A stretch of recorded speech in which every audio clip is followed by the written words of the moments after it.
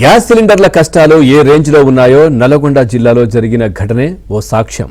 సూర్యాపేట జిల్లా కోదాడలో ఓ tractor repair షాప్లో ఉన్న సిలిండర్ను గుర్తు తెలియని వ్యక్తి దొంగిలించాడు. ఈ దృశ్యాలు సీసీటీవీలో రికార్డయ్యాయి. డొమెస్టిక్ సిలిండర్లకు సమస్యలు లేవని, ఎవరూ ఆందోళన పడొద్దని అధికారులు పదే పదే చెబుతున్నా క్షేత్రస్థాయిలో ఈ పరిస్థితి లేదు. అందుకే ఇలాంటి ఘటనలు చోటు చేసుకుంటున్నాయని నెటిజన్లు అంటున్నారు.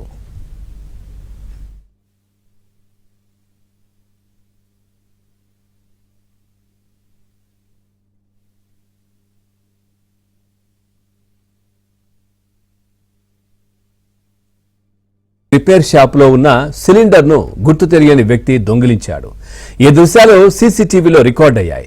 డొమెస్టిక్ సిలిండర్లకు సమస్యలు లేవని, ఎవరూ ఆందోళన పడొద్దని అధికారులు పదే పదే చెబుతున్నా క్షేత్రస్థాయిలో ఈ పరిస్థితి లేదు.